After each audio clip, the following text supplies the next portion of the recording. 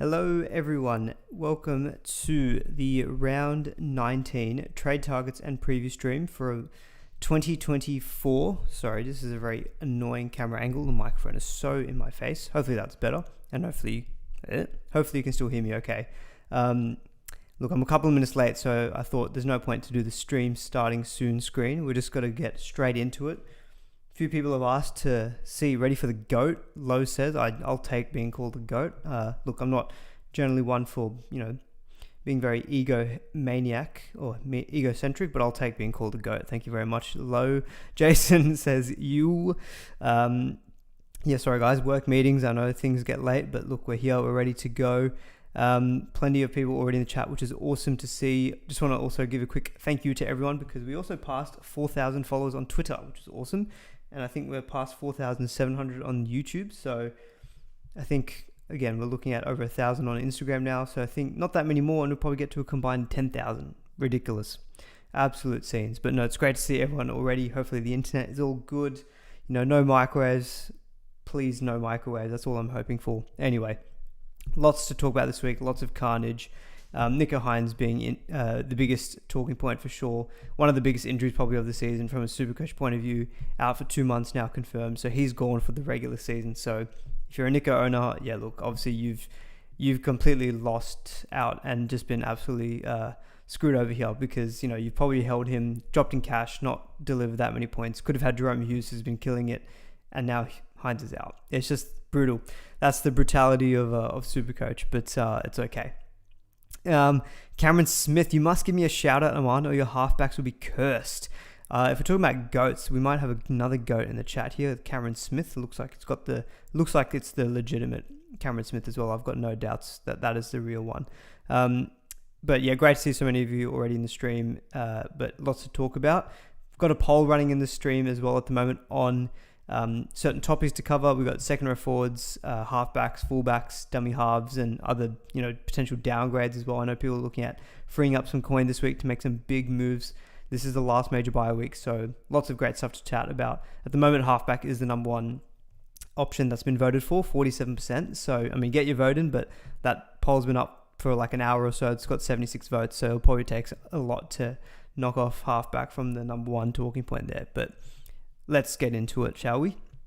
So very quickly, looking at my team ranked-wise. So scored 1389 in the end, post updates. So pretty happy with that. Was a little green arrow up 268 spots. So look, nothing crazy. It just showed how big of a high-scoring week it was. The fact that I got close to 1400 and only went up 268 spots. But look, I'm not going to complain. Green arrow is a green arrow. So very happy with that. So 3,700. The goal by the end of round 20 was like 3,000. I think if we have a good week this week, we might just be able to get there, maybe a little bit short of that, but I still think it's a pretty hopeful expectation to get. And look, the goal is still to hopefully try to get to top 1,000 by the end of the season. I don't actually know how many points away from that I am, but we just got to keep making good decisions and praying to whatever God you guys believe in, or if you don't believe in, whatever, just praying to anyone that your players just don't get injured and that you don't run out of trades. That's really all I'm hoping for, to try to get to that top 1,000. And yeah, as Nathan Pup says, yeah, like the stream, guys. Yeah, give the stream a like if you enjoy it. It does help me out. Quickly taking a look at TLT as well. There wasn't a huge amount of, I think, unexpected things that came up. So obviously it's a buy-affected week, so an origin affected, I should say. So a lot of random cheapies cropping up, the likes of Jai Gray, Latrell being another person. Another injury to talk about is Latrell. That has opened the way up for Jai Gray to slot in at fullback. Max Plath named at hooker. TPJ actually named to start as well for the Dolphins. Hines obviously out. We've talked about already. Talakai out for the week. Ruben Porter, for anyone who went on him as a bit of a enough option who hopefully covers 19, he has got a bench spot this week. So you've got him as a number. Jaden Campbell, will definitely talk about the Titans because Campbell's been named at number 6, and I know people are looking at him as a Hines replacement, but Brimson has been named 18th man. So personally, I think Desi's up to some mind games here, and I feel like Brimson will come into the team because he was close apparently last week. So a bit of mind games there we just got to be wary of. A few things happening at the Eel, so Bryce Cartwright and Sean Lane on the bench. Is it Guymer? I have no idea how you pronounce that surname, but he's been able to start. He played one game last week. He's a bottom dollar cheapie. I know he's pretty heavily traded in. Blaise Talungi at centre probably won't go as well, I imagine, as if he was playing on the wing.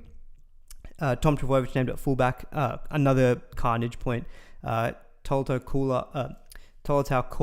Kola. Sorry, I'm really bad with the pronunciation of his name. I don't know why. It's one of those ones I just can't quite get. Anyway, he's been ruled out for 6 weeks with an MCL injury. So Turbo's gone straight back to fullback. So very, very interesting for people who are selling Latrell this week potentially. And then at the Knights, Pong has been named for Origin. So Fletcher Sharp has been named at fullback. Kai Pearce-Paul named to start, as has Will Pryce. So I know people are looking at as a trade-in. He's got his third game coming up, so set to make some money.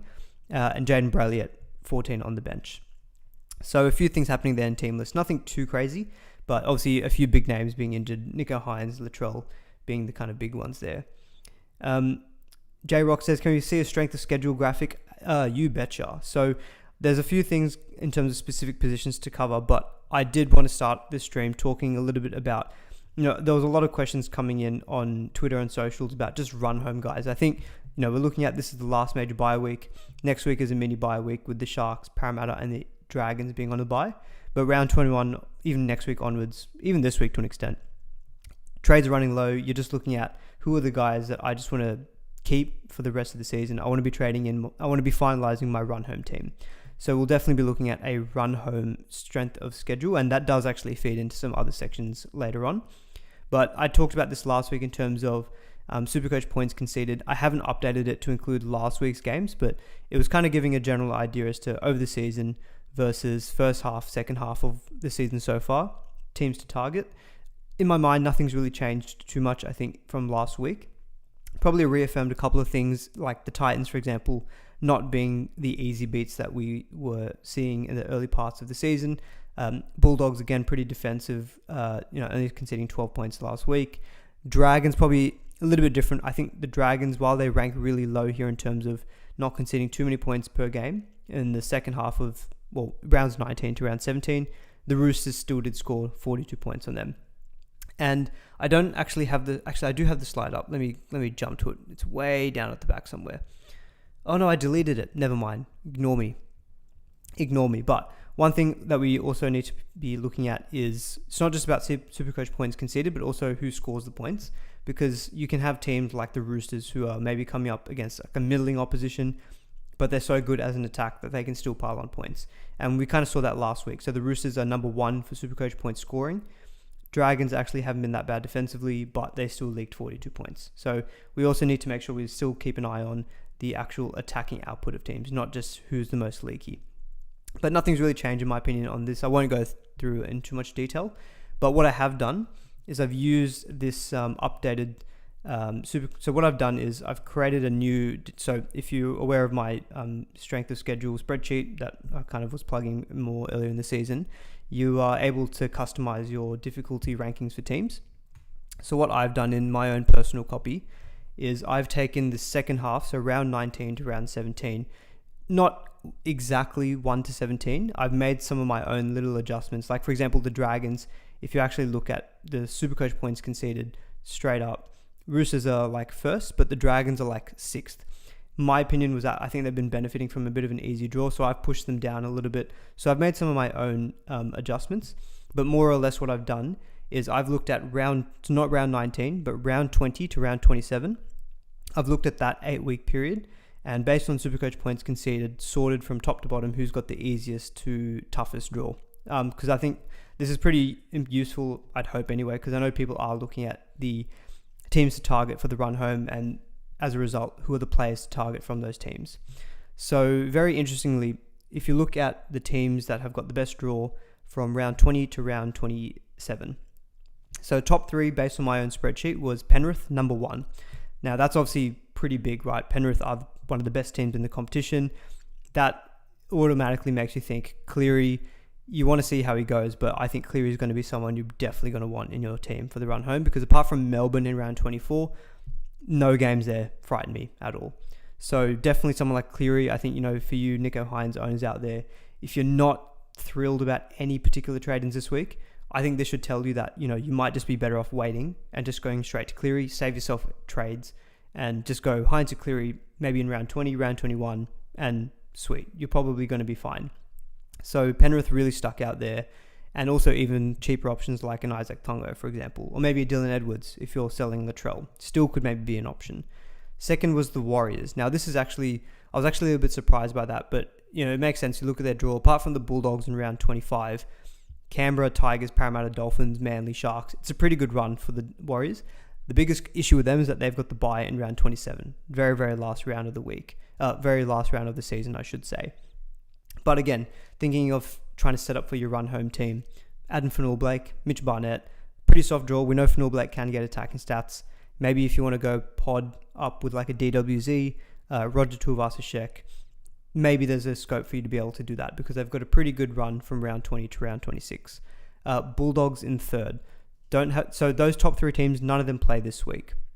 So that's one thing to obviously consider. But again, I'm looking at the Bulldogs, apart from maybe the Broncos in round 21, who I don't even think are that really amazing defensively. They're sitting 10th in the ladder, I think. Cowboys, Broncos, Raiders, Dragons, Dolphins, Warriors, Manly, Cowboys. That's a pretty good run in my opinion. And I mentioned it on the Sunday stream, but there's kind of 3 or 4 teams I just don't want my players versing. That's Roosters, Penrith, Bulldogs, and Melbourne. Those 4 teams, really, I just don't want my teams coming up against. Everyone else, I think it's a pretty reasonable shout to be coming up against those other teams. So if you're not facing any of those teams in the run home, in my eyes, I think your draw is pretty good. So Bulldogs higher up there. So again, thinking of your run home team, maybe not trade-ins for this week, but if you're Hines seller, maybe go to Matt Burton next week instead. Or you can even go to him this week. He's like 540k. You free up quite a bit of money.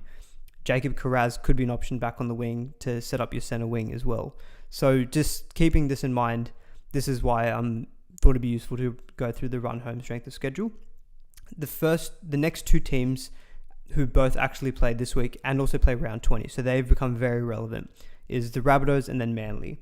So Rabbitohs in 4th, they do suffer from Melbourne, Penrith, Sydney, but they do have, outside of that, really good games because they verse the Dolphins, they verse the Tigers twice, Canberra, Sharks, and Knights. So outside of those 3 tough games, they do have very good games. So they might look a little bit surprising as to why they rank so highly here, but it's kind of like they have 3 tough teams that they come up against, but then they have really good games outside of that.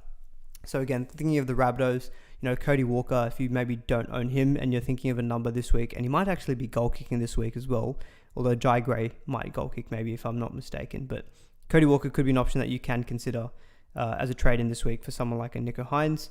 Or, the news on Latrell is that it's probably going to be 4 weeks, but in 2 weeks they're going to get scans again and reassess. Then Latrell could even be, if you're really, really low on trades, maybe you hold Latrell potentially. Manly become very, very relevant because obviously Olukwatu is available this week in round 19, and I think he's going to be definitely someone you'd consider as a run-home gun second row forward. Tom Trbojevic back at fullback. Now you're looking at this run thinking, oh God, okay, Turbo, after 1 week, he didn't look amazing, but he's back at fullback. He plays this week, and he's got the Titans in round 20.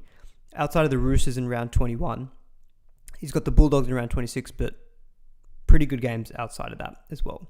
So, yeah, just wanted to quickly run through some of those. Again, Roosters are pretty high up as well. I've got them currently in, in the 6th. So they've got the 6th best draw for the run home. But also, I would say they're the best attacking team that we've got for SuperCoach. So all of a sudden you think, yes, fine, they're 6th. But I reckon they're 6th because they've got 2 buys. They've got a buy in around 19, 23. Outside of that, in the Melbourne game, draw is pretty solid as well. So that's kind of maybe the top half. Bottom half, what you've got is teams like Canberra, who probably aren't really that SuperCoach relevant anyway, but they've got a pretty tough run home. Dolphins do rank pretty low. So again, thinking of someone like a Jermaine Asako. So there's a comment here in the chat, which is Owen, which is saying, does that mean that you'd sell Asako if you need cash?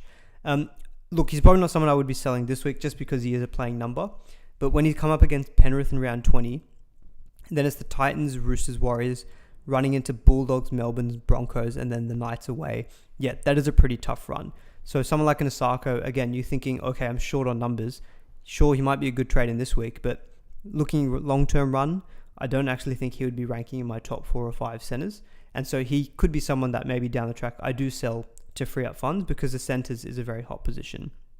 Parramatta bottom, They're third from the bottom. So again, someone like a Dillbags, I'm starting to think in my head, like, who are the players who I might potentially need to sell or cash in on to try to upgrade. So like if I want to go Dillbags to Cleary, that might be a move I do next week in round 20 potentially, because Dillbags is on a bye, and then he comes back to Melbourne, Warriors, Penrith, Roosters, Broncos, Dragons. It's only the last 2 weeks which are better, and Dragons, Tigers. So again, that's some of the things just to think about. So obviously you can take a screenshot of this or whatever, but this is based on those updated SuperCoach points conceded. But hopefully it's useful, and we'll refer to this when we look at the actual players in further sections. But yeah, hopefully you found use out of that. Because yeah, for me, I found it useful just to look at, okay, if I'm thinking of my run home squad, obviously you want to be targeting teams who've got really good runs for the run home, and ideally you want to pick players from good teams as well. That's why someone like Penrith players stand out. Bulldogs, I think we consider a good team. They're in the top 8, so they stick out to me as well. Rabbitohs, Manly, Roosters, and then the Sharks. We know we've spoken a lot about the Sharks and their really good run home. It just remains to be seen with them, how good are they going to go without Nicho Hynes? That's the big question now. But maybe another team as well to mention is the Tigers. They're sitting middle, but they don't have a bye until round 26, and they don't play for the rest of the year Penrith, Melbourne, or the Roosters, or the Bulldogs. So I'd say they've got a pretty good run as well for the run home. So hopefully you found that all useful. Give the stream a like if you did. But yeah, you can take a screenshot of that. I'll keep updating it periodically during the next coming weeks, but this is based on round 20 to round 27 strength of schedule based on my numbers. So someone in the chat here, Supergun, has asked, Mark, can you tell me the best 3 players at the moment regardless of position? Oh, okay, well, regardless of position. Surely, I'd have to say Jerome Hughes is up there at the moment. For me, number 1, Tedesco. Tedesco, 100% number 1. I don't know if I'd put Hughes at 2 or 3, but he's probably in the top 3 for me. And then the other one, who would I put in as the other one? Trying to think of any must-haves. Someone maybe like a Dom Young, or maybe someone like not Angus, because he's got a couple of buys. But look, Tedesco and Hughes stick out. Like for sure, Teddy number 1. Third remains to be seen. I'll have to find out. I'll have to do some further thinking on that one. Yes, with Penrith there is a risk of resting. So that's the big concern, is that you might get a rest in round 27, especially with players who've played Origin. I know Brian To'o is obviously not playing this week, but he was heavily traded in last week. People are probably looking at this thinking he's got a really good run, but there's definitely a chance that he rests in round 20 and maybe even as well in round 27 as well. So before I get to the specific player sections, I wanted to tackle a bit of a broader topic about just round 19 in general. I did the same thing for round 16, which was I just put through my ideal round 16 squad. If I had unlimited trades, unlimited budget, what would be the 17, 18 players that I could pick for this particular major bye week? And then that also then helps you helps you thinking of like, okay, who are the main threats to me this week? And then as a result, who are the ones that I would look to prioritize as a trade in this week, but also for the run home. Now, I know what you're thinking. I've got Nicho Hynes on the graphic. Look, I just didn't have time to change it. So at the moment for halfback, that Nicho Hynes is going to get removed. He's obviously not going to be an option for this week. If I had to think of a replacement for this week, to be honest, there's not actually that many great ones at halfback. I'll probably just give Cody Walker halfback at the moment. And I'll probably put in someone like a Jaden Campbell if he runs out at 5'8". That's obviously a question mark. But so the team that I put together was at hooker, I'd probably have Api Coruscant and then Damien Cook, both playing this week. Front row is pretty weak this week, but Samuel Lafinu came to mind, and as well as a Jack de Belin, just because he's probably safe for like a 60-point score. Second row forward is where things probably do get very, very interesting this week. So you've got Dave Fifita, I think is pretty obvious. Even without Nicho Hynes, I think Britain Nikora is still an option for sure. Haumole Olakwatu definitely comes into my top 17 for this week, as does Kolomatangi. I think that would be my 4 second row. At halfback, I'd have Cody Walker, Dillbags this week. At 5'8", probably Lockie Galvin would get in there, as well as Jaden Campbell. In the centres, again, not too many options. I've got Garrick this week. I've got Asako because he comes up against the Rabbitohs. Marzhew, I've got a pod in Jesse Raymond, and a real pod this one. And is Jesse Arthurs, who we'll talk about a little bit. But, the Broncos do play this week against the Dragons.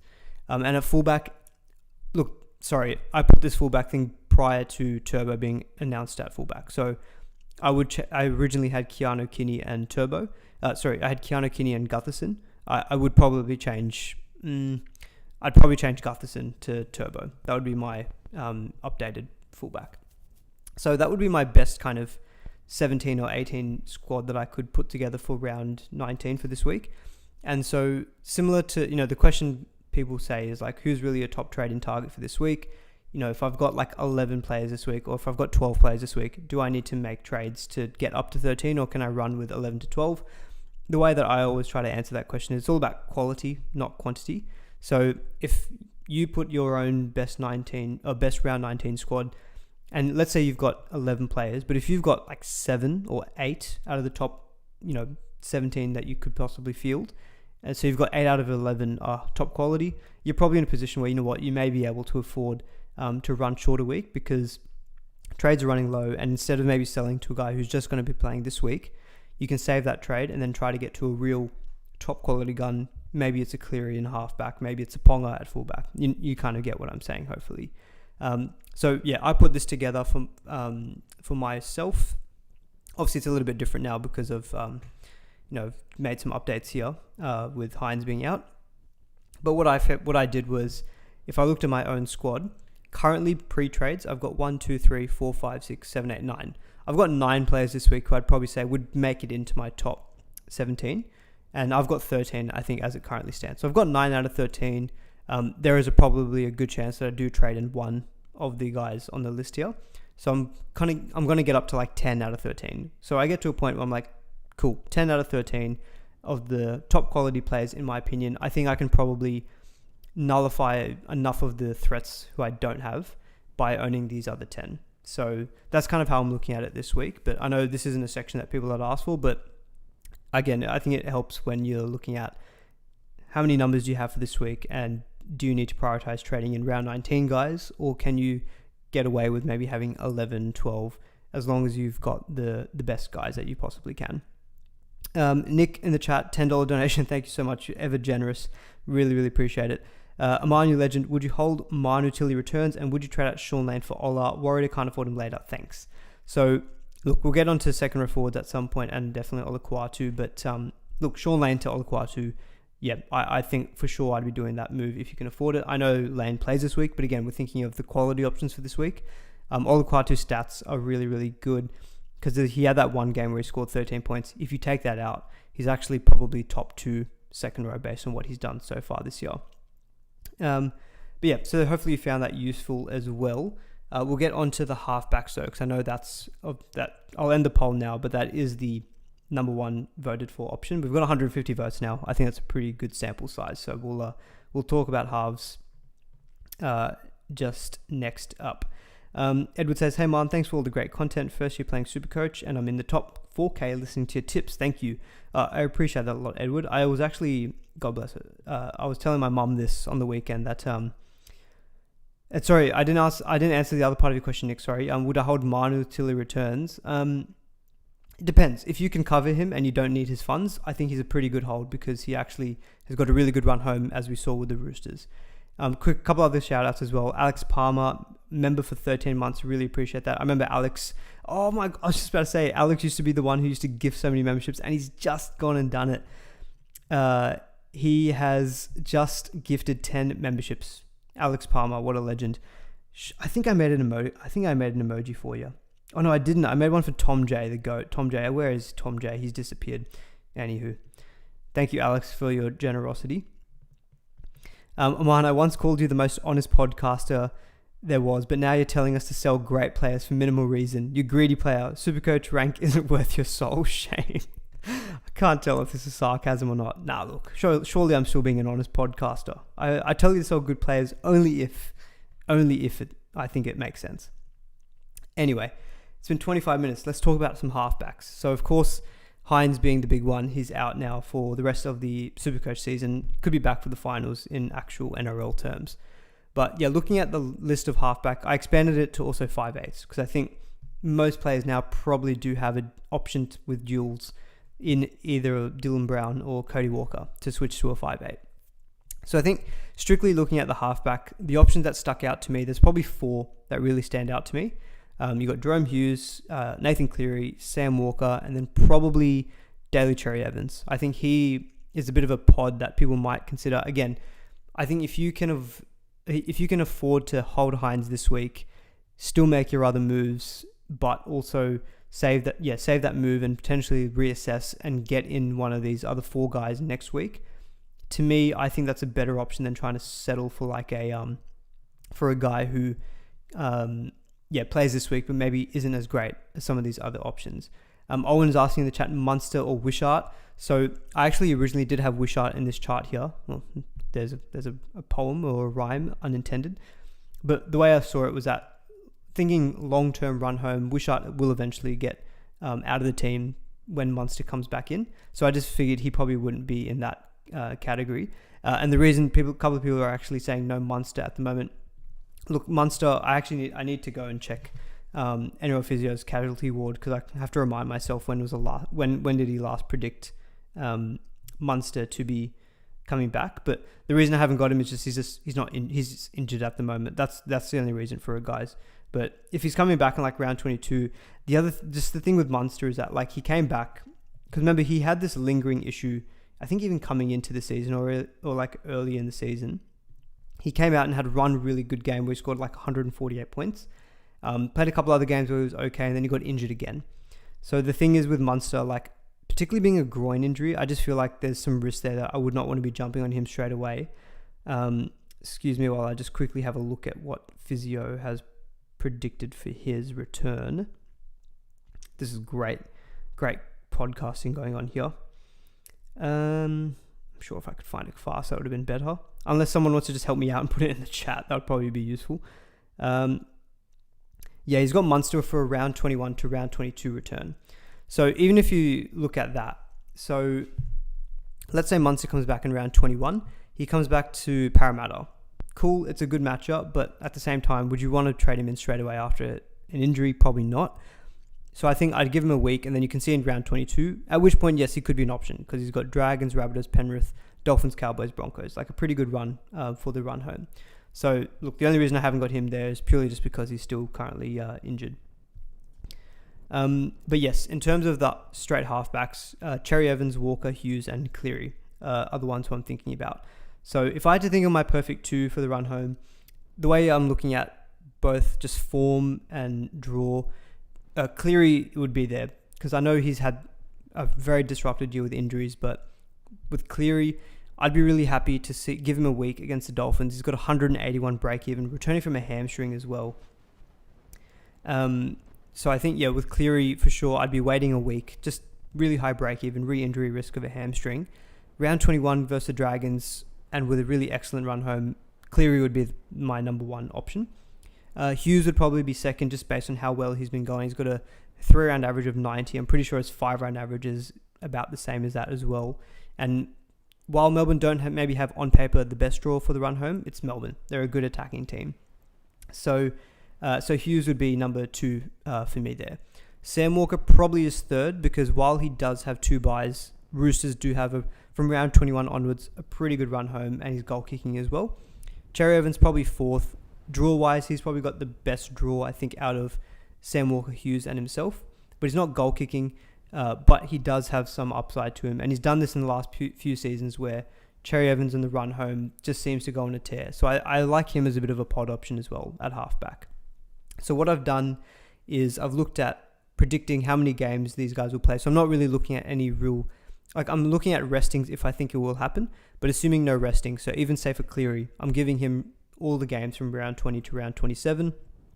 And I'm looking at, if you take their season average and then their last 3-round average, just do a multiplication of how many games times that, how many points do you expect them to score? So if you look at their expected points based on season averages, number 1 is actually Jaden Campbell, surprisingly, but I think there's a real risk with him. I know people are looking at trading in Campbell this week, but I do feel like what I think the Titans will do, or what Desi will do, is I think that if let's say Brimson is declared fit, I think Brimson will come in at 6, because there's been some talk that apparently he said on the Matty John show that Des has told him he won't play centre. So I'm assuming then Brimson goes to 5'8", Kinney stays at fullback, and then Jaden Campbell goes to the bench as like the number 14 utility. And so I think if that's what I expect as the most likely outcome, it really does dent Jaden Campbell for me as an option. So I'm going to exclude him for the time being and his scores, because they do obviously look pretty nice, because the Titans don't have a bye for the rest of the year.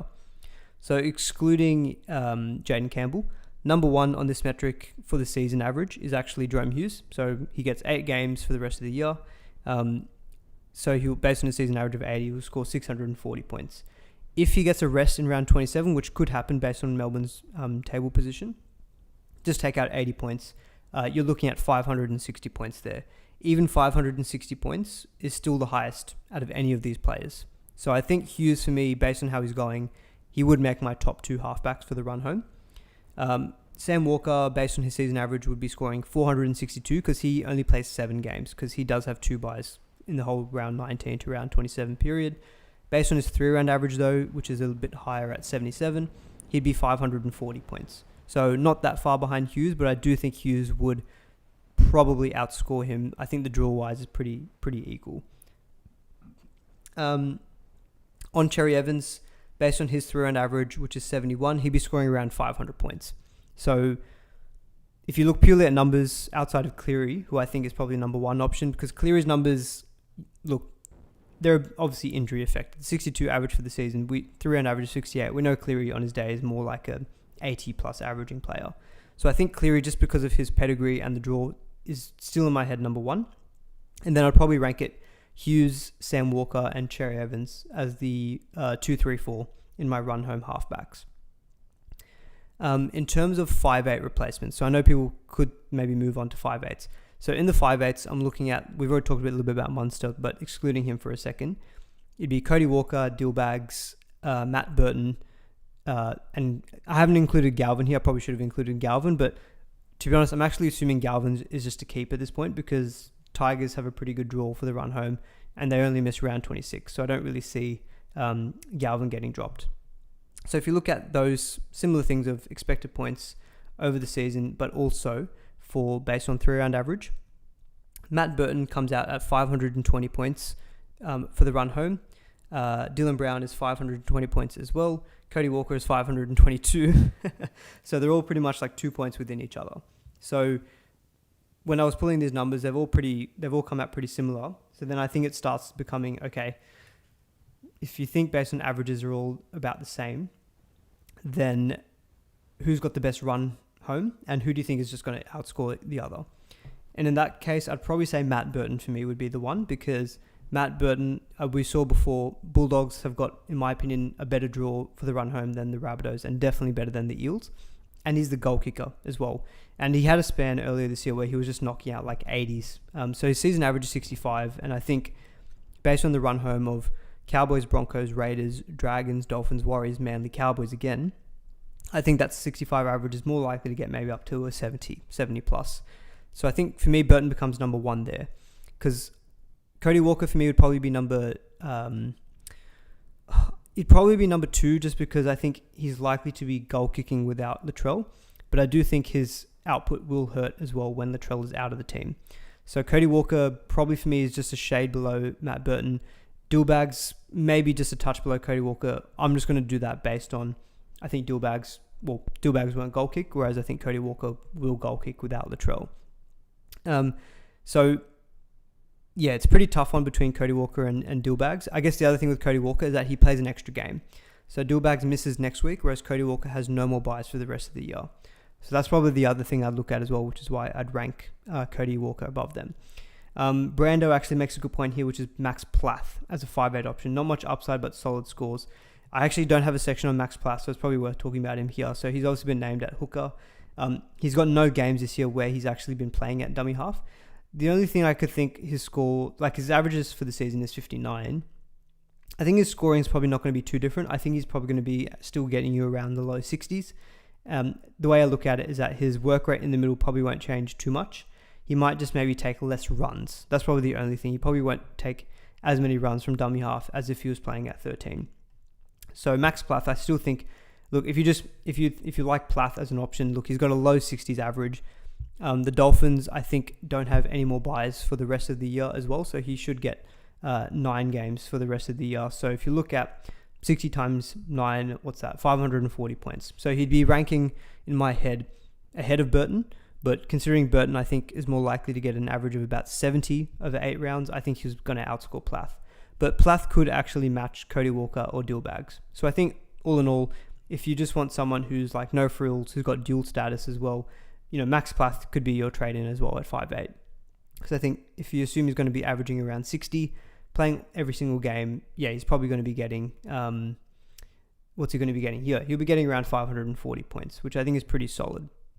And his 3-round average is 67, so could actually even be even better than that. So actually, if I had to rank 5'8 options, probably would make it Burton, Plath, Cody, and then Dillbags, I think, for the run home. Supergun is saying 3-round averages don't matter for the run home. I'm only using the 3-round as basically like what have they done most recently and applying that average moving forward. That's the only reason why I've got that.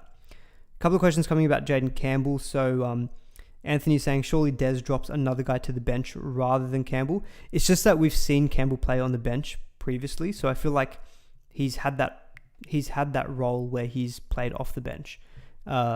Whereas Kinney's actually been really good at fullback, like he's been really safe.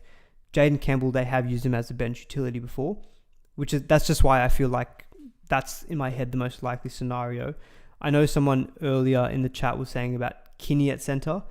I've never seen Kinney play at center, so I don't know if that's a thing. Like, I don't know if that's just us being hopeful. So that's my head is just leaning towards Kinney at fullback, Brimson 6, Campbell off the bench. Ideally, you just hopefully can be flexible and wait until that game before you have to actually make your trades. Although I do think the Sharks play before the Titans, which is really, really annoying. Peter saying, Aman, what about Tamara Martin for 5'8" if SJ is still out? Yeah, look, Tamara Martin actually could be worth a shout as well because, as I said, like as we showed before, the Warriors have got the second best draw for the run home based on my numbers. They do have that awkward bye in round 27. That's probably the only thing you need to worry about. I know he had a low score last week, Tamara Martin. Yeah, he only scored 29 points last week, but it was against the Dogs. So, they're a pretty good defensive team. Canberra, Tigers, Parramatta, Dolphins, Manly, Bulldogs, Sharks. Pretty good run home except for that Bulldogs game maybe in round 25. He's 671k, so he's quite expensive. I just think at that price, I'm probably starting to think, you know what, I'd rather take Matt Burton, who's 130k cheaper and I think has got almost as good of a run home draw. And he's the goal kicker, whereas Tamara Martin isn't. So Tamara Martin's probably not a bad shout, but yeah, in my head, I probably still think Burton is number 1. Plath actually could be just number 2, just for a very, very solid guy that you just never need to worry about. One player I haven't mentioned here in this whole list is Braden Trindle. So Owen's actually mentioning in the chat here that, Trindle will kick goals. So Trindle will kick goals while Hines is injured, and Trindle should have that role now for the rest of the season. I just haven't, maybe I need to do this post-stream, but haven't really pulled Trindle's numbers together when he was playing without Nico Hines. If I'm not mistaken, I think it was a touch above, it was a bit better than what he normally averages. So last year, his average was 43. So far this year, his average is also 43. From memory, I think without Hines, his average with goal kicking steps up to about 55. So I think he gains about 12 to 15 points on his average. Now at 435k, he's a good downgrade who has got a really good run home. My question though is that, do you want to be paying now at this point for someone who's going to be averaging 55, or would you just rather get like a top quality, in my opinion, a better 5'8 option in like at Burton, who I think is more likely to go 65 if not 70, and Burton's only 100k more expensive than Trindle. So I don't mind Trindle as an option, maybe if you're wanting to free up funds, but he does have the bye next week.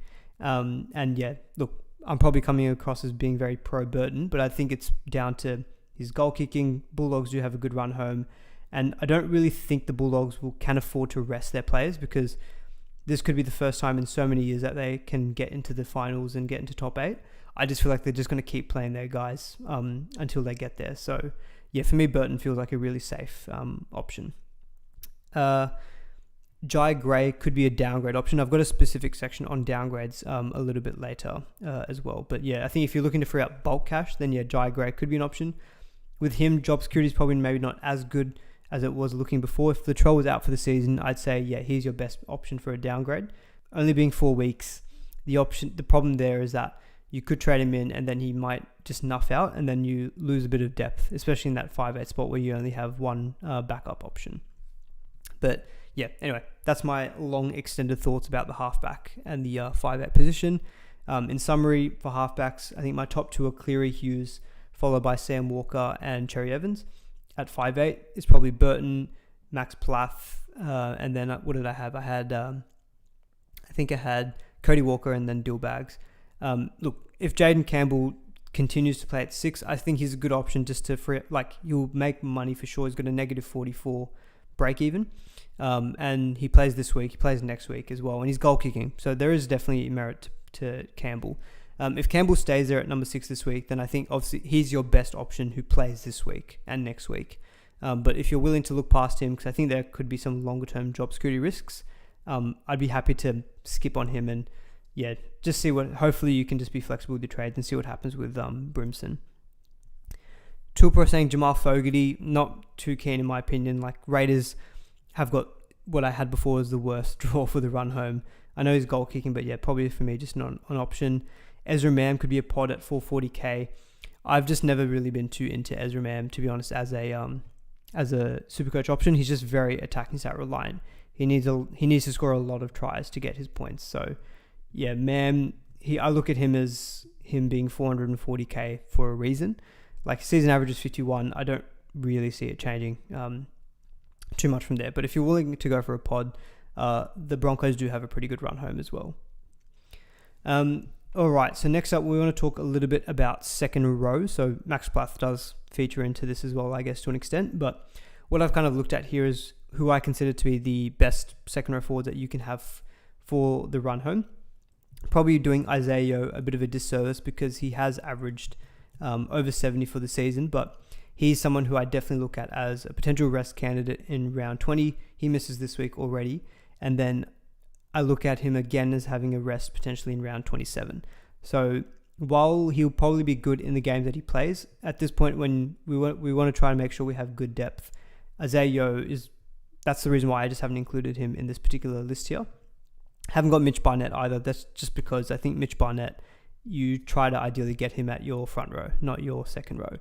Because I'm looking here at the top averaging second row forwards on Supercoach, on the actual Supercoach page, based on averages. Fafita's number 1 at 83. Angus is second at 78. Eli Katoa is next at 73. Azayo's 4th at 71. And then Olukwatu is 5th at 70. So those are the only 5 guys who are averaging over 70. And that's obviously a big reason why Olukwatu is, I believe, the most traded in player currently. Yes, the most popular trade is actually in Hines to Olukwatu. I think, again, mentioning Max Plath, if I know some people who've been able to do Nico Hines to Olukwatu via Max Plath, I think that's a really, really good, solid trade that you could do. But yeah, on second row, there was a question that I pulled from Twitter, which was, I already have Eli Katoa, Fafita, and Nikora. Do I get Haumole Olukwatu this week for the round 19 number? Currently on 11 for now 19 pre-trades, or do I wait until round 20 to 21 to get Angus? If you could only get one of the two, and would you still go for both and have 5 guns second row forward if money isn't an issue? So, I've been thinking about this myself for my own team because currently my second row has got Fafita, Eli Katoa, Angus, and Nikora. So in my head, I feel like I've got 4 really, really good second rowers, and I think I've got 3 of the top 4 in my opinion, being Fafita, Katoa, and Angus. So I was looking at it as like, do I actually need to get Olukwatu this week into my team? But one thing that I think is making me... Okay, maybe you guys might be able to hear me. Okay, one sec.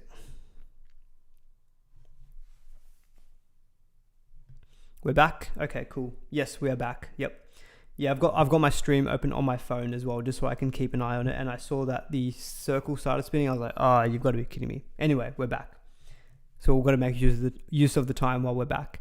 But yeah, so on the second rows outside of Fafita, there will be players on buys that we're just going to have to be able to cover. So Eli Katoa's got to buy this week. If you want Angus, he's got to buy this week, also again in round 23.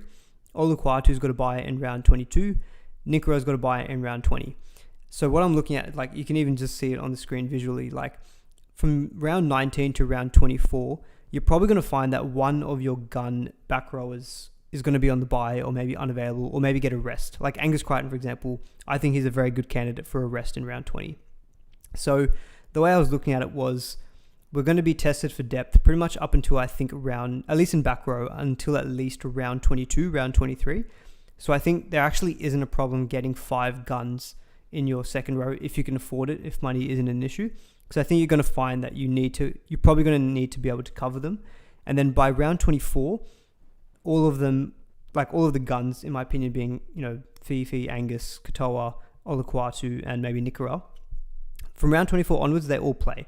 But at that point, you could have like other injuries elsewhere in your squad, other restings randomly happening. This season has been brutal for injuries.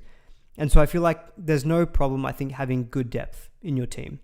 And the biggest issue with having that is that you're going to have to make some tough reserve decisions, because you might have to pick 2 second rows in your reserves, a halfback, and then maybe a fullback. But that means maybe you can't pick a center wing.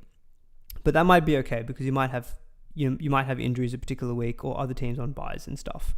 So I think to answer the question that pulled off socials, I do think it's fine to actually have 5 gun second rows, and that's currently how I'm leaning towards going as well for my own team at the moment. I'm leaning towards getting Oluquatu. So just on Oluquatu at 604k, that's a great price for someone who we know, I think he's discounted by like 130k on his starting price. So if you take out the game that he scored 13 points, his season average is 75, 3-round average is 77, and a base power average of 57. So he's pretty much got the highest base power average outside of Fafita, Angus, and Kolomatangi, surprisingly. So, like, Oluquatu, in my opinion, is a top 4 second rower. I actually think he could be top 3 based on the numbers if you exclude that game where he scored 13 points. Because based on averages, top 3 would be Fafita, Angus, and then Oluquatu. So I think he's a top 3 back rower. So I think I completely understand the reasons to trade him in this week and being the number 1 traded in player. Jared here is asking, would you move Plath down for Brown and bring in for Oluquatu? It's a tough one when you sell a player who is playing this week, especially someone like a Dylan Brown. But I understand it because Dylan Brown does miss next week. Oluquatu, he'll play next week, and it's against the Titans. So it's a pretty good matchup there as well. So I think I don't hate that trade. I'm actually looking at potentially doing Kai Pearce-Paul to Oluquatu myself. I know Kai Pearce-Paul plays this week, but his 3-round average is 47, season average is 56. Again, I've done the whole expected points thing based on number of games played. If you look at season averages and the games remaining, Fafita is clear because he doesn't have a bye for the rest of the year. Pretty matchup proof in my opinion. He's got like an expected points of 747. Next up is actually Oluquatu at 600. So that's why I think he's actually worth bringing into your team.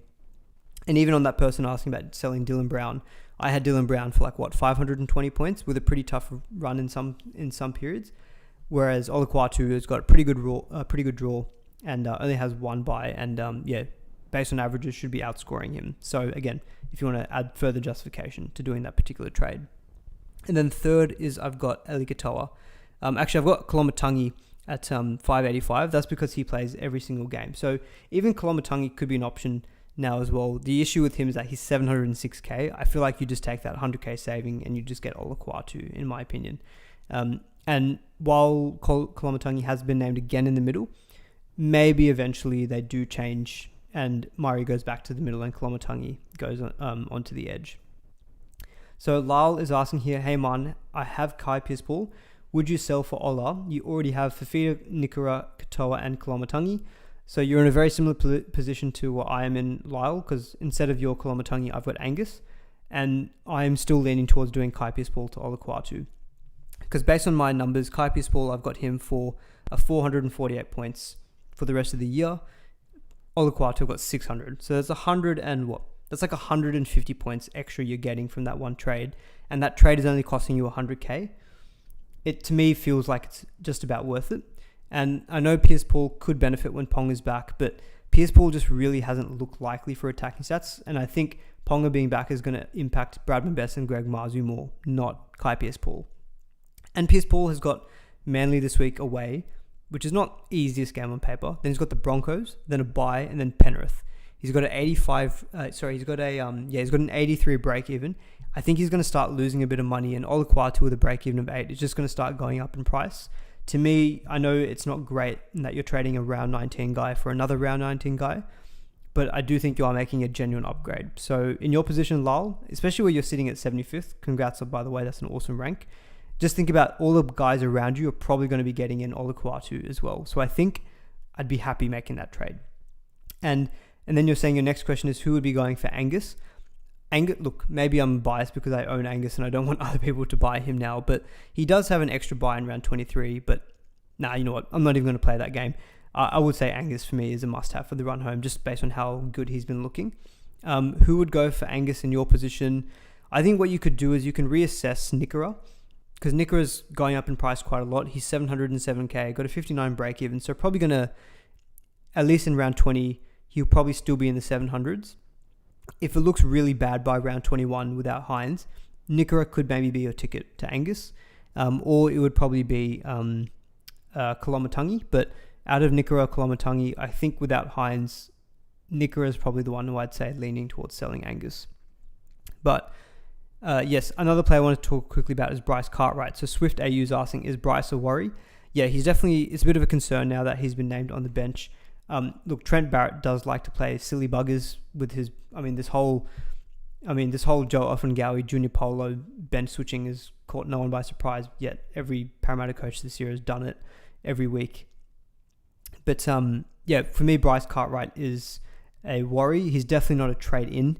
I think if you own him, it's a good matchup versus Titans, but if he's been when did Parramatta play? So I'm just going to double check this. So Manly played the very last game. Parramatta played the third game. Honestly, I think if Cartwright is named on the bench on the final teams, I would almost be tempted to just trade him to Olukwatu, who plays in the last game, so he wouldn't have locked out by that time. Because again, thinking of points potential, I've got Cartwright for 480 for the rest of the year, Olukwatu at 600, but Cartwright off the bench, if they're going to do that kind of rotation, then yeah, I'd be a little bit concerned about Bryce Cartwright. Not on the screen here, but a player that people might be selling is Terrell May. So Tool Pros is asking Terrell May to Olukwatu. Now, I normally would say that's actually a pretty good trade because apart from round 20, where I think Terrell May will play extra minutes if we think that Collins and Angus are going to get a rest or play reduced minutes. But Nick in the chat is saying that JWH has been given a full match ban. So I know the Roosters were going to the judiciary to contest the suspension that he got. If they won, he was going to be free to play but only have a 3,000 fine. But if they lost, it was going to be a full match ban. Based on what Nick is saying in the chat, JWH has been found guilty, and so he's going to get that full match ban.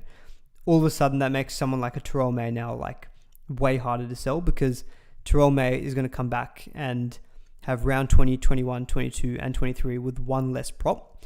And I think we know what Terrell May is capable of in weeks like that. So I think if Terrell May is your only person to sell to Olukwatu, I still think it's fine because I do think Olukwatu is a genuine upgrade. But ideally, if you can make some other way of going up to Olukwatu, I'd probably try to keep Terrell May now based on that news that we've got. So Robin asking, Robin DeBank, great username. Not that I'd encourage that kind of behavior.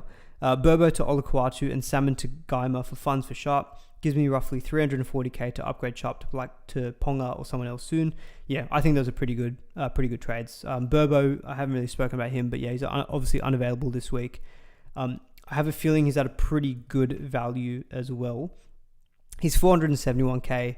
Again, you're thinking 130k to go to Burbo to Olukwatu. Yeah, I like that particular move. And Guymer looked pretty good last week. Played 45 minutes.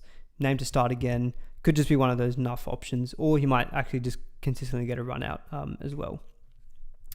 Alrighty, so I'm trying to remember what I even had in the poll as number 3. Was it fullbacks? I think it was fullbacks. Alright, so if you've got any fullback related questions, drop them in. Although I haven't seen too many questions about fullbacks, but again, similar to what I said about Nico Hines, I think if you can somehow wait a week and not have to sell Latrell straight away this week for a direct fullback replacement, then I think you can potentially wait a week and reassess, because while Turbo is available at fullback this week and he's probably the best fullback that you can pick up for this week, then I think you should be hopefully waiting a week and trying to reassess, because I think there are some really good options in Reece. So in my head, I know Penrith have got a really good run home, but I think Dylan Edwards with Cleary coming back, I just think Edwards is going to go down a rung in terms of his potential for scoring. So, and he's 892k with a 159 break even. Drinkwater, a lot of us have already sold. While he scored well last week, he does have games at home, a lot of games at home, which are Bulldogs, Sharks, Broncos, Canberra, Melbourne. But then apart from the West Tigers in round 22 and maybe round 24, I'm not too scared of any of his other matchups. So I think Drinkwater probably for me isn't really a consideration for the run home. And I'm just assuming that Tedesco is locked into your team. I think if you don't have Tedesco, I think you've just got to make plans to try to get him next week, because I spoke about it on Sunday, but apart from round 20 against Melbourne, he's almost a captain option for the rest of the season. What I've added in the graphic as well, so I've got all of these fullbacks being Tedesco, Reece Walsh, Drinkwater, Dylan Edwards, Latrell, Turbo, Pappy, and Ponga. And I've got their draw rank based on that strength of schedule that I showed at the beginning of the stream. So number 1 is Edwards. Number 2 would be Latrell, who's got the 4th best. 5th is actually Turbo. So I think if you are looking at considering Turbo this week, I think he didn't look great last week, but part of that could also be that he was playing out of position. So I think Turbo, if you're short for numbers, if you can go Latrell to Turbo, who's got a pretty good matchup this week against Newcastle at home without Ponga, I think that's actually a pretty good trade. And look, Turbo still based like 37 points last week, so he definitely was getting through work. We know the ceiling on Turbo. Titans next week in round 20. Pretty good draw for the run home. Manly's team is pretty much fit and firing. Like they've got Cherry Evans, Olaquatu, Garrick all playing. I think Turbo, based on draw, is a really good option. So I think, sure, if you're trading in someone this week, he's the one who I'd be looking at fullback. In terms of the others that I'd be considering outside of Teddy, probably would be Ponga or Reece Walsh. They're the other two that caught my eye. Reece Walsh should be goal kicking until Adam Reynolds comes back, although I'm not 100% sure when Reynolds will come back. But Ponga wasn't goal kicking last week. Will Pryce was actually goal kicking. But assuming KP takes the goal kicking tee back, the next few games for Ponga aren't great because he's got, from round 20 onwards, Broncos by Penrith. But I think from round 23 to round 27, he does have the best draw, in my opinion, of any other fullback. Because Reece Walsh, while from round 23 is good, he's got a bye in round 24. So round 23 onwards, Ponga for me really stands out. Like with the Tigers, Sharks, Rabbitohs, Titans, and Dolphins, if he's back to goal kicking, he looks to me the one who I'd be very much trying to get. He'll go down in price as well. He's got 171 break even. So AJ29 in the chat is asking Teddy and Ponga or Turbo for the run home. Again, it comes down to timing, because I think if you have to bring in the guy this week, for me it's Turbo, right? Because obviously he plays this week. Even if it was next week, I'd probably still go Turbo, because he goes Titans, Roosters bye, whereas Ponga would go Broncos by Penrith. And based on expected points for the season, for the run home, Turbo I've got down for 600, and Ponga I've got down for 520. So again, purely just looking at points, I think Turbo would outscore Ponga if you have to trade that guy in this week. If it's something that you can delay maybe for 1 or 2 weeks, then I think Ponga becomes all of a sudden a real serious option. But I don't know if Turbo has now come into the top 10 most traded in. I wouldn't be surprised. He's not yet there. Oh no, he is, sorry. Turbo's the 7th most traded in player this week. I think people who are selling Latrell, if you already own one of those centers that I mentioned from earlier in the stream, who I consider must for this week, something like a Ruben Garrick, I think Latrell to Turbo, you free up like close to 200k. I think that's a pretty good move. Just quickly on Latrell, so he looks to be out for 4 weeks now. He's avoided surgery, but there is potential that scans could come back and then maybe he does need surgery. I just think Latrell missing the next 4 weeks, and the next 4 weeks are probably the better weeks for the Rabbitohs. He's going to miss round 19 anyway, but he's then missing the Tigers, Canberra, and Sharks. He'll come back to Melbourne Tigers, Newcastle, Penrith Roosters. Just gets a little bit tougher in my opinion. And at 919k, I think at least you can sell him for good value. So I do think Latrell is a sell. And if I was in the position where you already own someone like a Garrick, I'd probably be getting Turbo. If you don't have someone like Garrick and you're not 100% certain on if you want to get Turbo, the preferred move I'd be doing would be going from Latrell to Garrick via duels. And then, because I think, in my opinion, Garrick is, with Manly's good run home, he would be in my top 4 or 5 centers. So I think you just get Garrick this week. He showed last week his high work rate. I think he's in a pretty good price. I think he's in the 600s, if I'm not mistaken, Garrick. So Latrell to Garrick, if you can do that trade, I think is really good. Yeah, Garrick 646k. He does have a break even of 129, but I think you kind of ignore that this week just because I think he's going to be a big threat if you don't own him this week. Shifter Paul's asking, who's the number 1 traded in? I don't have Supercoach Plus. It's Olukwatu at the moment. Cyril saying, Latrell to Garrick seems better in the same position. Can give Turbo a week to see how he's recovered, and you still get a slice of Manly. Yeah, spot on. That's pretty much what I'm basically getting at. Aussie Sports Geek is asking, is it worth Edwards to Turbo for Sharp to Ponga or Walsh next week? Yeah, look, I think Edwards is worthwhile to sell this week as well. He's close to 900k. He's got a really high break even. And I do think when Cleary comes back, his average of 91 is more likely going to be low 70s. You're pretty much going to get the same thing out of Turbo, but you're saving yourself quite a lot of money. And I think, Edwards has got a really good run home, but Turbo's not bad either. And especially that lets you fund potentially a Fletcher Sharp upgrade next week. Yeah, in my opinion, that makes it worthwhile. I haven't really spoken a lot about Reece Walsh. I think Reece Walsh is definitely worthwhile for consideration. He's got a 3-round average of 96, scored well against Penrith last week, so obviously one of the best defenses. Misses this week, but then he's got the Knights, Bulldogs, Titans, Cowboys before a bye. Then Parramatta, Dolphins, Melbourne. So pretty good run home for the Broncos. They definitely need to make sure they keep winning games to try to get back into the top 8. And if he's goal kicking, I do like Reece Walsh. I personally have always had, I'll admit this, I've always had a bit of a negative thing with Walsh from a Supercoach point of view, just because he's generally got a lower work rate than a lot of these other fullbacks. Like if you look at all these other fullbacks I've got here, he's got the lowest base power of 29. Compare that to someone like Edwards or Teddy, who's on 52 and 46. So that does get offset a little bit if he's goal kicking, though. I will admit that as well. But yeah, Reece Walsh for me, I think is someone who I need to make sure I give enough consideration for. Look, I'm not in the position where I own the Troll, so I'm kind of I've got Teddy and Fletcher Sharp, so I'm not making any particular moves there this week. But yeah, for people owning the Troll, I think Turbo is a nice simple move this week. Or if you can afford to wait, you can reassess, give Turbo another week if you're looking good for numbers. Because I think Turbo, he won't be highly captained this week either. So I don't think he's going to be a super big threat to your rank or anything this week. If you had to pick between Edwards or Teddy, Teddy all day long, in my opinion. I know Teddy's really expensive, but I think we're just seeing Teddy he's got a season average of 91. And don't forget, that included a score of 4 earlier in the season. So Teddy's total points this year is what is it? It is 1358, and he's played 15 games. So let's do some math here on the fly. 1358 minus 4 divided by 14 games. So if you take out that game where he scored 4 points, he's been averaging 97 the entire season without even goal kicking, which is ridiculous. So yeah, Roosters, really good run home. Teddy on fire. I think he has to be in your fullbacks, in my opinion.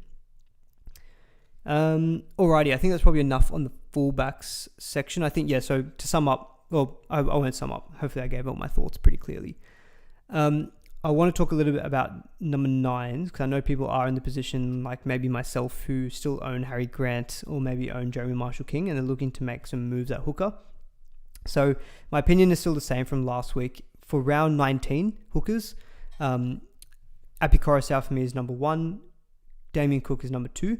I just think Api with the goal kicking, he's a little bit cheaper. Pretty solid run home as well. Like there's no tough games for the rest of the year. I'd say Coruscant for me is just an easy one that you can trade in this week and you can set and forget for the year. I think the bigger question that people had was, would you do someone like a Harry Grant out for like a Coruscant or a Damien Cook? So I'm in this position. I do own Harry Grant. I don't own Coruscant or Cook. So I have dabbled with making this particular trade. So again, I've done the same thing, the whole expect points based on season averages and also 3-round averages. The numbers are pretty compelling to upgrade Grant to someone like a Coruscant. So that move would only cost you like 40k. So it's not a lot of money that you need to actually do to do that. So for Grant, I've put in a thing which is He could play 7 games if he plays every game, but I do think that he is an extra risk of rests because I think he will rest around 20 potentially just because it's a sternum issue, even though NRL Physio said he's pretty comfortable with him having 3 weeks rest between games. Just knowing that they've got Bronson Garlick there as backup, I think Grant could be a rest in around 20. He could also get a rest in around 27 in the last game of the season. So I've got him down for potentially only maybe getting 6 games. And based on his season average of 64, he'd be scoring 384 points compared to Appy, who would be scoring 528 points. That's like 140 points that you could potentially gain as well. So Coruscant looks like for the rest of the season, he will outscore Grant.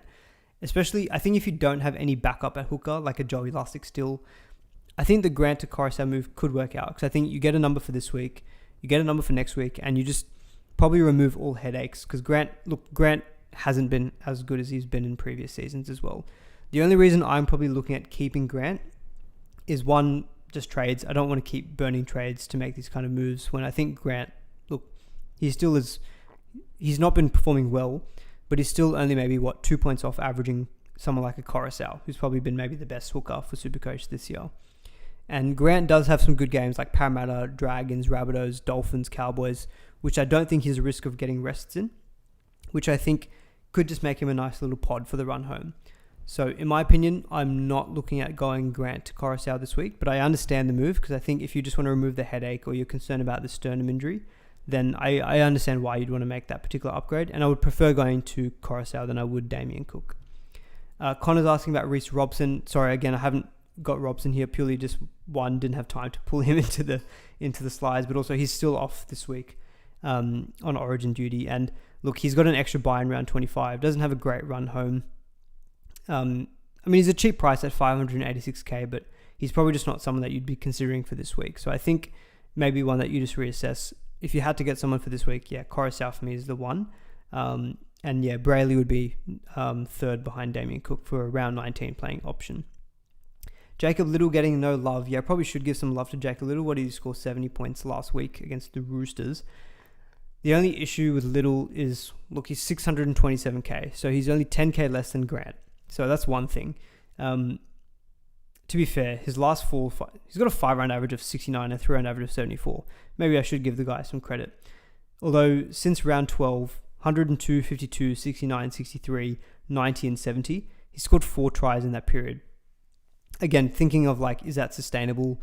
I'd probably say no, especially when he's got Broncos this week. They are under strength.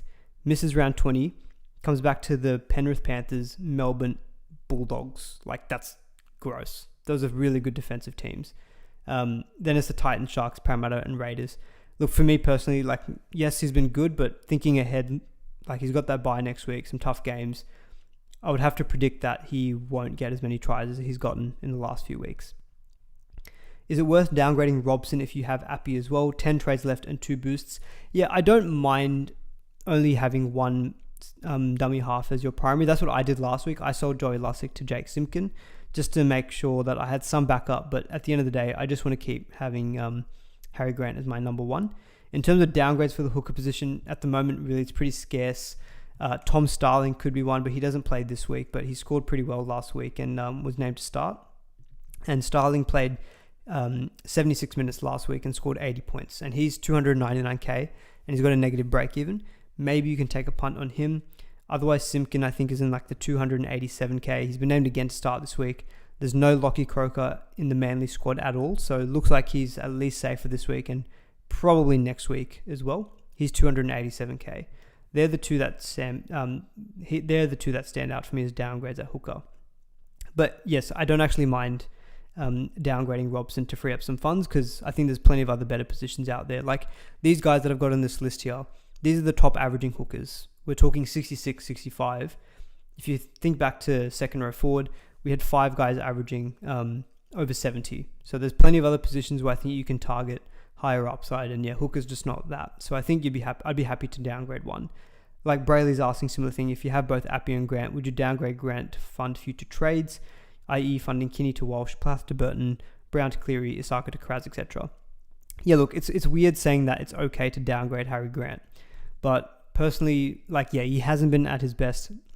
There will be some scary games that like games against Parramatta, Dragons at home, where you might think, geez, not having Grant is going to be a tough watch. But look, he probably has a higher chance of getting a rest as well. So yeah, I think ideally I'd be limiting how much money I spend at hooker for SuperCoach for the season. Alrighty, I think I haven't really spoken a lot about some cheaper options. I was going to answer this question really quick, which was someone had asked, they feel like they missed the boat on Greg Marzhew, and he's already gone up 80k. Would you still trade Manu out to Marzhew this week? Yeah, I'd be pretty happy to make that move. I know Ponga is not available this week, and that does hurt Marzhew, but I think we've seen the last couple of weeks that Marzhew is definitely on the improve. He's sub 600k, plays 19, plays 20, and then from round 23 onwards, I think he's got a really good run. And so I think Marzhew, really great option as maybe your 5th or 6th or 7th centre wing. So yeah, I still like potentially going Manu to Marzhew, and I don't think the ship has sailed on him. A couple of people were asking about Jason Saab. Look, he had a really good score last week. Manly do have a good run home. He's 454k. He's got a break even of 0. Turbo back at fullback could be good for him as well. So I don't mind that as a bit of a pod option, but not my favourite. Will Pryce, he is one of the top most traded in players this week, 345k. Pretty good underlying base numbers as well. So he's got a base power average of 39 in the first 2 games that he's played. So that's actually something I was a little bit surprised at seeing. Was goal kicking as well. I'm not sure if that sticks. I'm also just still a little bit concerned about job security for him. So I think he's someone who I think if you've got trades to play with, let's say if you've got more than 14 trades, I think he's an okay downgrade that you can play this week, and you'll make some money out of him and then you can upgrade him later. But I think if you're looking at low trades, I'd be a little bit concerned about going to Will Pryce. And if you are looking at a downgrade in centre wing who's not enough, I just wanted to quickly mention Jesse Arthurs. He's 271k, so he's dirt cheap. He's got a break-even of 59, so you could even wait a week on him this week. But he does have a pretty good run home, and playing for a good team in the Broncos who need to win games. So just thought I'd mention him as well if someone is looking for a downgrade as a pod who maybe no one else is talking about. So Jesse Arthurs could be one. And yeah, Isaac Tungo, just keep an eye on him. Sub 400k with Cleary back, with probably the best draw out of the run home for any other team. Yeah, Isaac Tungo, if you want to hold fire on going downgrades, Tungo could be one that you could just get into your team, because we saw how good he was both last year and this year when Cleary is back in that squad. So definitely one just to keep an eye on. Thoughts on Ronaldo with Hines out? I think with Hines out, it depends. I think if Trindle is playing, we just don't know if Trindle's going to be playing on the right-hand side or the left. I think Trindle on the left was better for Mulatalo earlier in the season, but Trindle, I think now that he's going to be the primary playmaker, I feel like he's not I don't rate him that highly, so I'm not sure how good he's going to be at actually being able to create attacking opportunities for the likes of Mulatalo. I think if you don't have Mulatalo at this point, with a break-even of 74, yes, it's the Tigers this week, but he does miss out next week. I'd be just happy to wait and see how the Sharks look without Nico Hines in the team. So apologies, I'm kind of rushing through a little bit, but just conscious of time as well. But yeah, for me, if you haven't already got Mulatalo, I think you just hold off for the time being. If you've already got him, then obviously you just keep him for this week, and then maybe you reassess come round 20 or round 21. All right, I had Lomax because I know Lomax is in one of the top traded out players. Yeah, look, I think Lomax is a fine sell. He's 800k, 150 break even. Very tough draw up until round 24. So yes, I think I would be selling Lomax if you can use him to go to like an Olaquatu. Potential downgrades. So yeah, I already mentioned Jesse Arthurs. You've got Tungo from the Eels. He could actually be an option at bottom dollar at 204k. Guymer from Parramatta? He's -2 break even, 204k, average of 43. Again, I think in terms of nuffing, I think it's okay to go for a nuff in your second row, because you could have 5 top guns and then a 6th. You're probably not going to be playing 3 reserve second rowers. So I don't mind going someone like a Guymer to free up some funds this week. He's starting, so for the time being, it looks like he's going to maybe continue just getting a roll. And if he pumps out like scores of 40, it's not necessarily an AE nightmare. So I think he's perfectly fine as a downgrade. And if he drops out of the team altogether, then no issues as that as well. Then he's done the job of enough. Simkin at hooker, I mentioned already. Liam LeBlanc from the Rabbitohs, he's got a bench spot. He's a complete one and done option, I think, enough at front row, because after this week, he won't get a run in that team anymore. So I think if you're looking to just make a downgrade at front row, say you're selling Sam Hughes, say you just want to free up some funds this week, Sam Hughes at 340k down to Liam LeBlanc in your fourth front row forward spot, you free up like 140k. You get a guy who might give you like, I don't know, 20 points this week. He's also a potential option at your front row. And Jai Gray, I actually do like Jai Gray. We spoke about him a little bit before. I think he's a good option in terms of point scoring. He's got an average of 42. It's just the job security risk, I guess, with Latrell probably being back in about 4 weeks. Jason with a donation. Thank you very much for the $10. Hi, man. It's my birthday on Thursday, and I want to thank you for being something I look forward to every week. Oh, bless your soul. That's so kind. I won't ask you for a Pappy Palm this year, but thoughts on Joe Chen to Haumole, Karapani to Pryce, and Trell to Marzhew. Yeah, those are good trades. Good trades. Get rid of Chan. He's just a bit of a pain in the bum. Karapani as well, for sure. Karapani named again on the bench. Like, yeah, you get rid of him. And yeah, Latrell to Marzhew, I like. Yeah, that's 3 really good trades. But no, thank you, Jason, for the donation and for the kind message. That is very, very kind. I think I've seen you on Twitter, so I'll put a reminder to slip you a message to wish you happy birthday. If I can text on my phone properly. Sorry, this is making for terrible podcasting. Thursday. Goodness me. All right, done. Got a reminder on my phone. But anyway, I don't know what the opposite of belated is, but yeah, future happy birthday. All right, talk about captains now. Aman gets his coffee. I'm going to get caffeinated tomorrow. We've got 2 donations already this stream, which is awesome. So on captains this week, I think the ones that automatically stood out were Fafita. Although I think if Jaden Campbell stays at number 6, I'm going to more likely put the vice captain on Fafita and not straight captain him, just because I'm a little bit concerned that Campbell, he wasn't that great for Fafita last time they both played out. Cody Walker could be a vice captain option. If he's goal kicking, I do like his upside, but I'm a little bit still concerned that Rabbitohs without Latrell, I think that will hurt Cody Walker's output, and he's got low base as well. So I feel like in this week, when you do have probably the free option of a loophole, vice captain loophole, personally, my gut is telling me not to vice captain Cody Walker. I just think Rabbitohs without Latrell are going to be weaker. Dolphins away, they're not like the easiest opposition on paper. Isako could be an option as well, but again, Rabbitohs I don't think also are the most difficult opposition out there. And with Isako, I just feel like he's good for like a 40 or an 80. Maybe he goes 100, 110 plus. But yeah, for me personally, Isako, I think I'm a little bit concerned about. So the way that I'm leaning at the moment, I'm not going to go Nikora just because without Hines, I'm not sure what's going to happen there. But Fafita currently is my vice. And I think the matchup I like is Manly. Manly at home. I know they're not with Cherry Evans, but they've got Olaquatu. They've got Turbo at fullback. So I think that's the team that I'm looking at who I think can potentially put on the most points. Maybe aside from the Titans. I like the Titans as a target this week. So I think people are asking about Jaden Campbell captaincy or VC. It really comes down to, I think, if he's starting. For sure, if he's starting, I like him as a VC shout, if not a captain shout, because he goal kicks and it's versing Parramatta, who are very leaky. So I actually do like that Jaden Campbell shout if he starts. You can throw Keanu Kinney into the mix there as well. Fafita is probably the most popular one that people will go to.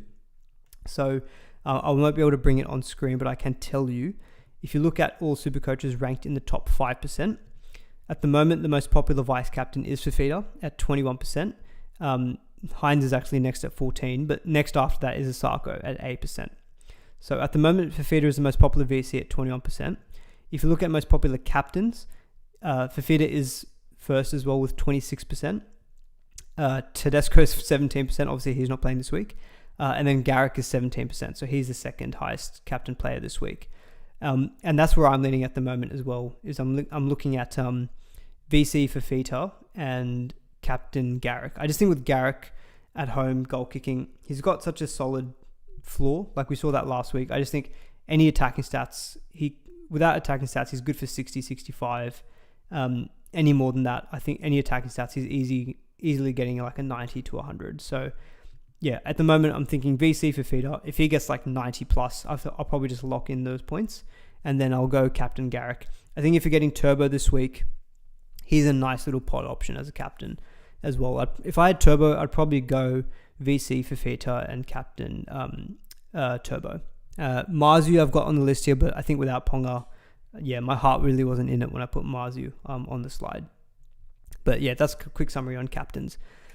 Guys, I don't have a slide on gun center wings this week because apart from Asako and Garrick, a lot of them don't play this week, like Dom Young, Lomax, To'o, Karaz. None of them are playing this week. So I think I just wanted to focus on some other stuff. I feel like I speak about centers every week, so I wanted to try to maybe give some other stuff a chance.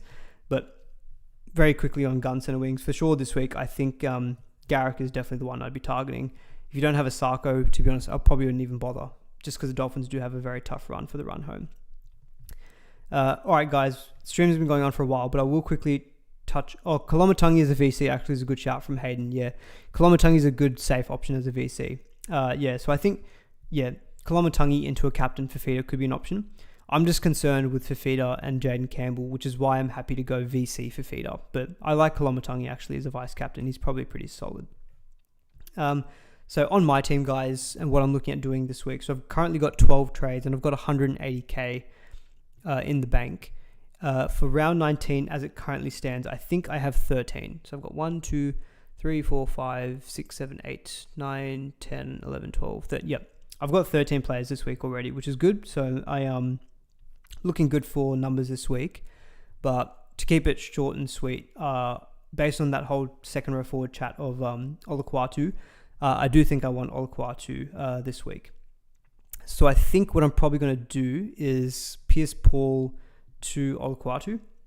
Actually, also, guys, I probably didn't mention Olukwatu is also a good captaincy shout this week as well. He's very safe for like a 65-70. But I'm probably more targeting the ceiling of someone like Garrick. But yeah, Olukwatu is a definite safe shout there as well. So yeah, I'm thinking of doing Pierce Paul to Olukwatu. I was thinking of selling Pierce Paul in round 20 or 21 anyway. Just doing it this week is fine. I know he plays, but I'm already okay for numbers. And I feel like I'm selling Pierce Paul at what I think is almost going to be his peak price. And I think Olukwatu at his bottom price. And I think that should hopefully generate some good points. And I know I said it last week, but now I think my second row forward is surely set. Fifita, Nikora, Olukwatu, Angus, Elikatoa. I mean, Joe Chan is there as well. But yeah, I mean, the other five are chef's kiss. Oops. I think the other 5 second rows are pretty good. So I think I'm probably going to be doing that trade. So that makes my team look like this. I think it looks much better. And then I think I don't believe I'll be doing any other moves. So I've got 80k in the bank. If I do any other moves, it's probably going to be something to free up funds. But again, the ones I'd be freeing up funds would be probably something like a Sarko, but I might do that next week. Or I sell maybe Dylan Brown. But yeah, because thinking about who are my next trade-in targets, I mean, I could sell Samuel Lufino eventually for funds as well. Maybe I go Sam Hughes down to enough just to free up like 140k. I haven't actually thought about this in detail, so I'll have to think about this a little bit more. Who was that guy that we mentioned? Let's say it was LeBlanc. If I could get Guymer instead, I'd probably get him as well. But where is he? Where's LeBlanc? It doesn't have to be him, but let's assume it's him. So let's assume it's a bottom dollar front rower who plays this week. I will have then 217k in the bank. Fletcher Sharp will probably need to go, if not next week, the week after. At least with 217k in the bank, it does give me some money to potentially upgrade him. So that could be a move that I do just to add enough in front row. That way, the only 2 nuffs that I have in my team are Joe Chan and LeBlanc, and they're in second row and front row, which I think are coverable. Simkin at the moment is still currently starting and is getting me around 45 points. So happy enough with that. But yeah, I think that's probably what I'm going to end up doing. Definitely, I think probably leaning towards Kai Pierce Paul to Olukwatu. Maybe Sam Hughes to Liam LeBlanc just to get a one and done enough who plays this week. Or if I don't need someone who plays this week, what I might then do is just get someone who's got like dual status at front row. But that's what I'm thinking of at the moment. All right, guys, it's been 1 hour 25 minutes, a long stream, but I did feel like there was a lot to get into. So yeah, hopefully you enjoyed it. Probably won't be able to take any more questions, but I might be able to do a Thursday Q&A stream this week. So potentially might be able to run that. So yeah, please do give the stream a like if you did enjoy it. I believe the Inside Fantasy Sports guys are about to do their stream as well, so do hop over there and say hello from me if you do that. But yeah, thanks everyone for tuning in. Hopefully you did enjoy it. Please give the stream a like. It does help me out a lot. And we'll catch you all in the next one. Cheers and good night.